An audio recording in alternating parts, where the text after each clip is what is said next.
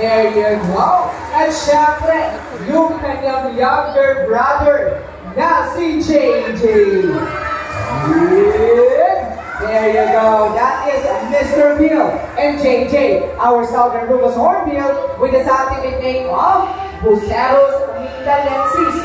Minda meaning Mindanao, and ensis meaning belonging to. Therefore, belonging to Mindanao. As you can see, guys, their bills for ang kanilang mga tukha, it comprises 30% of its body, and also they have a long and beautiful eyelashes po na kung makikita po natin sa malamitan. At ngayong hapon, magpapakitang nila sila gamit ang kanilang mga tukha.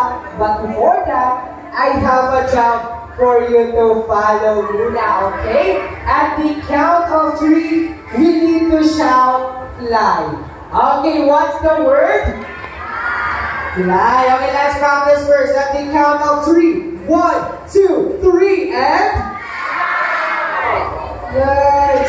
So yung energy natin kanina, guys. One more time, Manobi. Okay, sabay-sabay po tayo. At the count of 3. 1, 2, 3, and... Ayun, mukhang ready na yung mga bisita natin, mga kuya. Ready na ba yung ating mga kalaw? Now, guys, prepare your cameras. Mabilis lang to. At the count of 3. 1, 2, 3, and...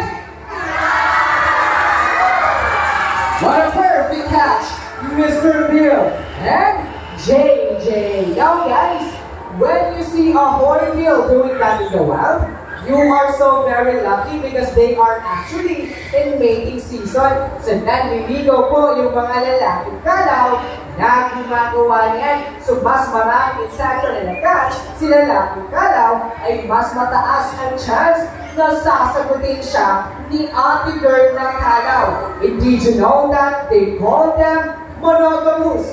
Monogamous meaning, once you find a partner in the wild, they will stay with them forever. Sana all talaga folks know my forever. Ayan sa mga single ladies natin out there. Kung naghahanap kayo ng forever, alam na natin, nandito lang ang... Ano guys? Mali sa ating mga trainers. Ang biro lang. Magpapakita nila sila ulit. Okay, saan kayo Michael? Are you ready? Now guys, prepare your cameras. Mabilis lang to. At the count of 3. 1, 2, 3, and... And that is from Mr. Bill and JJ, our Southern Rufus Hornbill, also known as the Kalaw, the alarm clock of the rainforest, because they make noise every morning, noon, and afternoon. Palakpakan po natin sila. Siyempre, yung kanyang mga kuya, na si Kuya Sarah and Kuya Michael po. Okay now guys, 5